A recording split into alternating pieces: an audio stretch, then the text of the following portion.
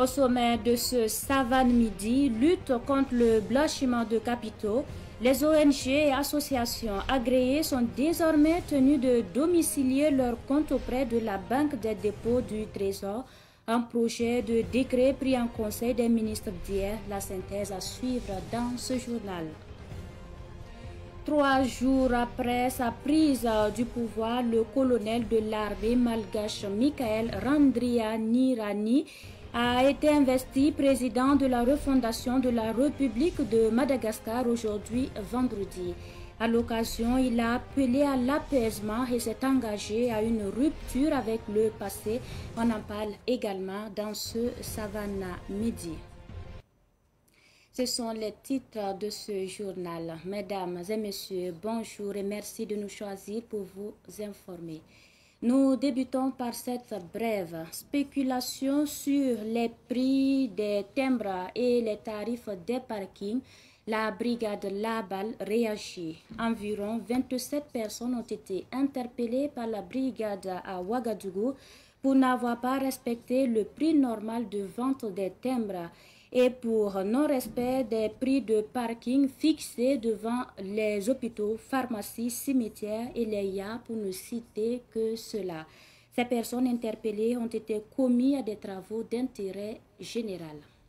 Nous poursuivons avec le Conseil des ministres. Désormais, toutes les ONG et associations agréées qui exercent au Burkina Faso doivent ouvrir et domicilier leurs comptes auprès de la Banque des dépôts du Trésor. Un projet de décret pris en Conseil des ministres d'hier. D'autres décisions ont également été prises. La synthèse avec Daouda Yamugo. Selon le gouvernement, ce décret va permettre à l'État burkinabé d'assurer la traçabilité des fonds reçus et utilisés par les ONG et associations, de prévenir les risques de blanchiment de capitaux, de détournement ou de financement d'activités contraires à l'ordre public et de renforcer la confiance des partenaires du Burkina Faso. L'adoption de ce décret, poursuit le gouvernement, permet d'obtenir une avancée significative dans le dispositif de régulation des activités des ONG et associations et de contrôle de leurs sources de financement. La société nouvelle, Société sucrière de la Comoé, SN Sosuco, devient Sosuco, Société sucrière de la Comoé. Le gouvernement a décidé hier du changement de dénomination. Le décret adopté permet aussi de procéder à l'augmentation du capital social de la société qui passe à environ 11 milliards 630 millions de francs CFA. L'apport de l'État est de 8 milliards 143 millions de francs CFA, soit 70% du capital social. Le Conseil des ministres a aussi adopté un décret portant autorisation d'augmentation du capital social de la Société d'économie mixte textile des forces du Burkina Faso afin de combler l'ensemble des besoins de financement par l'opérationnalisation des Task Force BF. Le capital de la société est désormais fixé à 17 milliards de francs CFA. Le 3e Forum national des personnes âgées se tient du 27 au 28 octobre prochain sous le thème « Les mécanismes d'inclusion socio-économique et financière des personnes âgées dans un contexte de crise sécuritaire et humanitaire au Burkina Faso ». Le ministre en charge des affaires humanitaires a donné hier les détails sur cette 35e édition de la Journée internationale des personnes âgées. Et puis le centre Thomas Sankara de Ouagadougou a 4 ans cette année. L'équipe de pilotage du centre a marqué ce 4e anniversaire le samedi dernier à travers une rencontre et un message d'engagement en faveur du panafricanisme. C'était en présence de Joseph Kabouré et Ahmed Joël Compaoré. Au 4e anniversaire du centre Thomas Sankara de Ouagadougou, Inemezi Richardson, présidente du dit centre, explique le rôle de ce dispositif dans la construction d'une Afrique nouvelle débarrassée de l'impérialisme. Aujourd'hui, c'est le 4e anniversaire du centre Thomas Sankara, qui est un centre de formation politique et idéologique. C'est un centre qui a 4 principes. L'anti-impérialisme, le panafricanisme, le socialisme scientifique et l'émancipation des femmes. on a remarqué que ce sont les 4 principes qui sont à la base de l'idéologie de Thomas Sankara. Je suis satisfaite, mais il y a toujours du travail à faire. Bon, c'est un combat, on dit la lutte continue, parce qu'on comprend que jusque l'Afrique sera libre, il y a le travail à faire. Et malheureusement, on voit si on demande, dans la plupart des Africains, on part au marché ou on promène dans les rues, on demande aux Africains, vous faites partie de quelle organisation, vous êtes dans quelle structure. La plupart vont dire structure, organisation, ça là c'est quoi?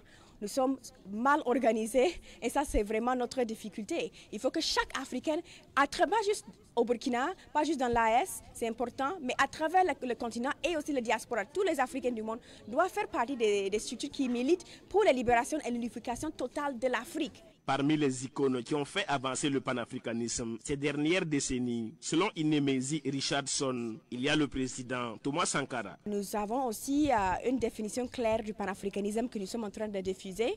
Le panafricanisme, c'est la libération et l'unification totale de l'Afrique à travers le socialisme scientifique. Ce n'est pas nous qui avons inventé cette définition. Ça existe depuis le 5e congrès panafricain en 1945, mais c'est aussi une définition du panafricanisme qu'on a vu représentée par des grands ancêtres emblématiques comme Thomas Sankara, bien sûr, aussi Modibo Keïta, Djibo Bakary du Niger, Ahmed Sékou Touré, Amilcar Cabral, Samora Machel et plein d'autres.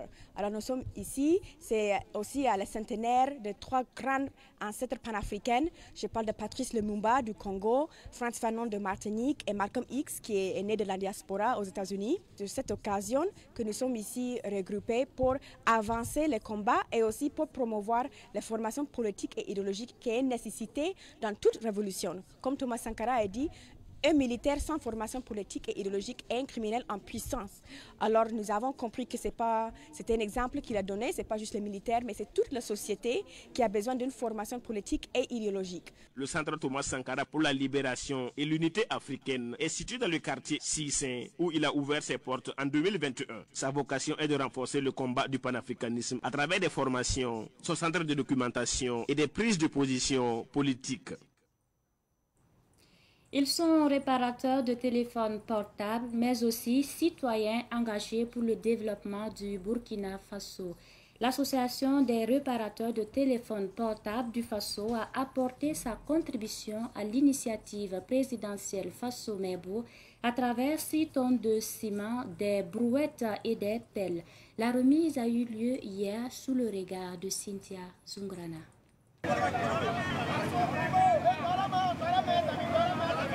Ils sont réparateurs de téléphones portables, mais aussi citoyens engagés pour le développement du Burkina. L'association des réparateurs de téléphones du Faso, Art Faso, a exprimé sa solidarité à travers un don de 6 tonnes de ciment, des brouettes et des pelles à Faso-Mebo. Une manière pour eux de répondre à l'appel du chef de l'État, le capitaine Ibrahim Traoré, pour la construction du pays. C'est montrer notre patriotisme et soutenir l'initiative présidentielle Faso-Mebo et que nous sommes là. C'est juste un petit geste symbolique pour montrer que nous soutenons tout ce qui va faire avancer le Burkina Faso. Les membres de l'association demandent par la même occasion à chaque Burkinabé de mettre la main à la pâte. Quand on est arrivé ici, on ne savait même pas que c'était aussi intéressant comme ça, que les gens venaient travailler de manière volontaire. J'ai eu l'occasion de poser des questions et j'ai vu des tonnes et des tonnes de matériel qui sont là, que les gens ont fait des dons. Et franchement, c'est à féliciter. J'encourage ceux qui n'ont pas encore fait des différentes associations de venir vraiment soutenir. Parce que les amoureux du cheval ne sont pas restés en marche. Ils ont également fait un don hier au siège de Faso-Mebo. Le point toujours avec Cynthia Zungrana. 10 tonnes de ciment, 1 tonne de riz, un groupe électrogène, des brouettes, des lampes solaires, des gilets, des casques de protection et un bœuf constituent entre autres la composition du don de la Fédération burkinabé des sports équestres. À travers ce geste, l'association inscrit ainsi son nom sur la longue liste des donateurs de l'initiative présidentielle Faso-Mebo.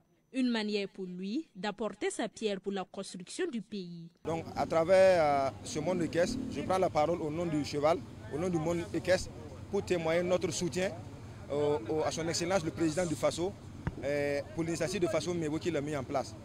Donc c'est dans cet esprit de soutien là que le monde équestre avec tous les propriétaires, les écuries, et se sont réunis pour apporter leur pierre à l'initiative du chef de l'État.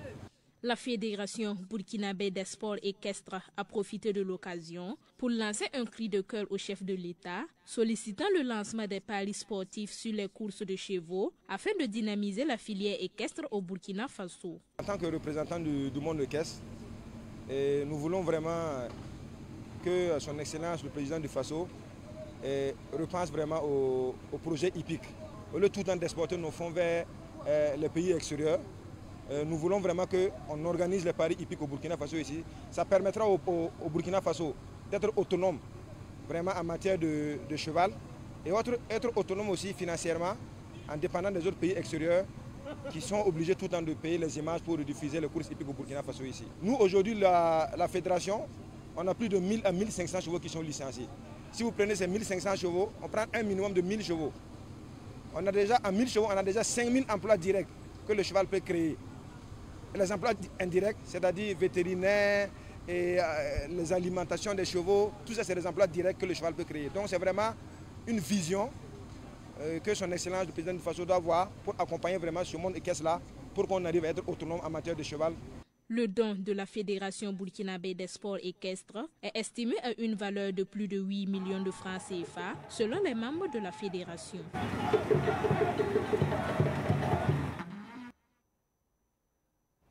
L'actualité hors de nos frontières pour terminer. Le colonel de l'armée malgache Michael Randrianirina a prêté serment en tant que nouveau président de Madagascar ce jour, 3 jours après sa prise de pouvoir. La cérémonie s'est déroulée devant la haute cour constitutionnelle du pays. Dans son discours d'investiture, le nouvel homme fort a appelé à l'apaisement et s'est engagé à une rupture avec le passé. Il a dit, je cite, « Nous allons travailler main dans la main avec toutes les forces vives de la nation afin d'élaborer une belle constitution de la République et se concerter sur de nouveaux textes électoraux sur l'organisation des élections et référendums. » Fin de citation. Ainsi se referme ce Savane Midi. Merci à vous qui nous avez suivis de bout en bout. Très bonne suite en compagnie de nos programmes.